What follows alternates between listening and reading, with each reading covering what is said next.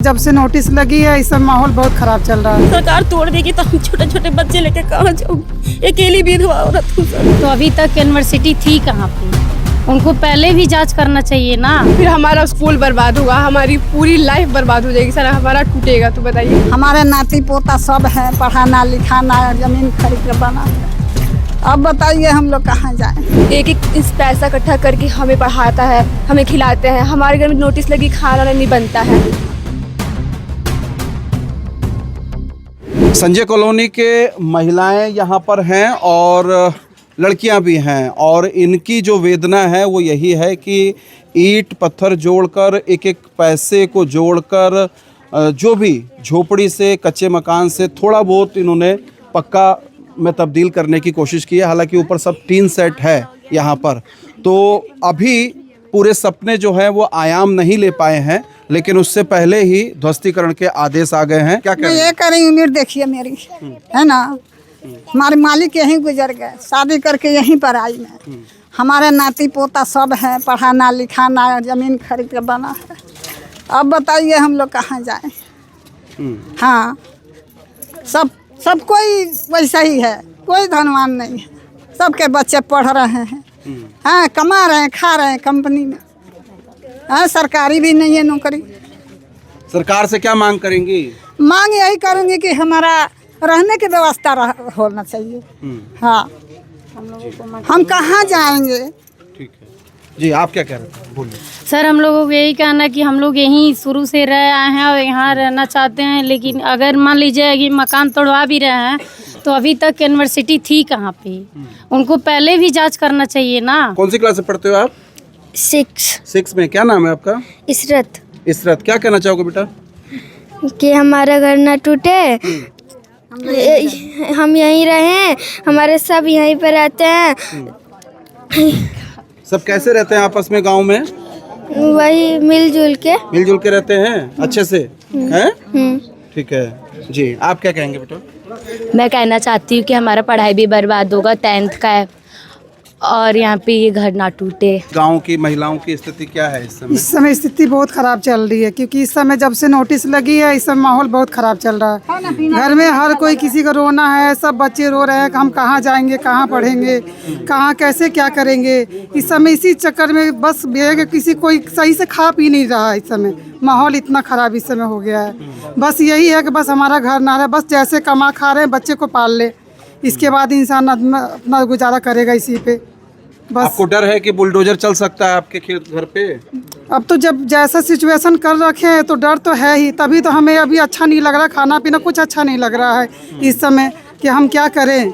बस सरकार से यही मांगे कि हमारी कॉलोनी बचाएं, बस हमें थोड़ा जीने दें, बच्चों को पढ़ाई वढ़ाई कर ले। कि मेरे सास ससुर भी यहीं थे और मेरे पति शादी करके जब आए, 45 साल हो गया मेरे एज का, मैं यहीं आई हूँ और मेरे पति मुझे छोड़ के चले भी गए। मैं छोटे छोटे बच्चे पाल रही हूँ सर, और अभी तोड़ देंगे आप लोग। सरकार तोड़ देगी तो हम छोटे छोटे बच्चे लेके कहाँ जाऊँ। अकेली विधवा औरत हूँ सर, मेरे 5 बच्चे हैं कि बस यही सर से वो है सरकार से कि मेरा घर, हम लोगों का घर ना तोड़े, हमारी बस्ती छोड़ दे। जब से नोटिस लगी है सर तब से घर में सही से खाना नहीं बन रहा है सर। सारे बच्चे भी उदास हैं कि हम पढ़ाई करने कहाँ जाएंगे, कहाँ रहेंगे। मेरे पापा इतनी मजदूरी करके हमें पढ़ा रहे हैं, फिर हमारा स्कूल बर्बाद होगा, हमारी पूरी लाइफ बर्बाद हो जाएगी सर, हमारा टूटेगा। तो बताइए फिर हम कहाँ जाएंगे? बस मैं चाहती हूँ कि हमारा घर सही सलामत रहे, हमारे कॉलोनी के लोग बहुत अच्छे रहे सर। कौन सी क्लास में हैं आप? मेरी 10th है अभी मेरी 10th है। जी सर। जी, तो आप जैसे और भी बच्चे होंगे? यस सर, बहुत बच्चे बातचीत कर रहे हैं आजकल कि हमारी स्कूल की, हमारा स्कूल भी सही रहे और हम भी सही रहे, हमारा पढ़ाई बहुत अच्छे से हो सर। हमारे यहाँ 2 दिन से खाना नहीं बना जब से नोटिस लगी है। हमारे पापा इतने हम परेशान है कि हम सब परेशान है घर में कि हमारा क्या होगा, हमारी पढ़ाई पूरी बर्बाद हो जाएगी सर। हम 7 लोग हैं, एक इंसान है हमारा कमाने वाला, एक एक इस पैसा इकट्ठा करके हमें पढ़ाता है, हमें खिलाते हैं। हमारे घर में नोटिस लगी, खाना नहीं बनता है सर। मैं आपसे यही गुजारिश करती हूँ कि मेरा घर ना टूटे और कॉलोनी में किसी का भी घर ना टूटे। तो ये बच्चे हैं, महिलाएं हैं संजय कॉलोनी के। सभी के मन में सवाल यही है कि मज़दूरों पर ही बुलडोज़र क्यों चलाया जाता है। और ये जो बुलडोज़र का सिलसिला है ये सिर्फ संजय कॉलोनी में ही नहीं बल्कि उत्तराखंड, उत्तर प्रदेश और पूरे देश में जो बुलडोज़र की संस्कृति इस समय सरकार ने पैदा की है, वो ऐसे गरीबों के आशियाने आम तौर पर उजाड़े जा रहे हैं। और अब नंबर संजय कॉलोनी के लोगों का है और 252 परिवार इस संजय कॉलोनी के जो 15 दिन का समय दिया गया है, 30 अप्रैल तक खाली करने या ध्वस्तीकरण का आदेश है।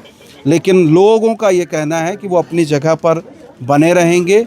और ऐसे ऐसे ये बच्चे हैं, ये मुझे काफ़ी देर से तंग कर रहा है। ऊपर आओगे?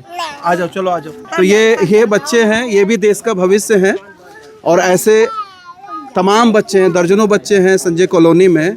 और इस भविष्य के बारे में सरकार क्या सोच रही है, यूनिवर्सिटी क्या सोच रही है? जब नोटिस जारी किया गया तो आपको बुज़ुर्गों के बारे में भी सोचना चाहिए, इन जैसे बच्चों के भविष्य के बारे में सोचना चाहिए। इनको तो खिलने से पहले ही आप मरोड़ देना चाह रहे हैं। तो बड़ा सवाल है कि सिर्फ मकान का मतलब ईंट गारा नहीं होता है, मकान का मतलब भावनाएं होता है, मकान का मतलब एक दौर होता है, एक ज़िंदगी होती है। और जो लोग होते हैं बच्चे से लेकर बुज़ुर्ग तक, उन सबको मिलाकर मकान बनता है और एक एक मकान को बनाकर गांव बनता है। और एक पूरे गांव के ध्वस्तीकरण की दास्तां यूनिवर्सिटी पंतनगर ने लिख दी है, जो कहीं से कहीं तक जायज़ नहीं है।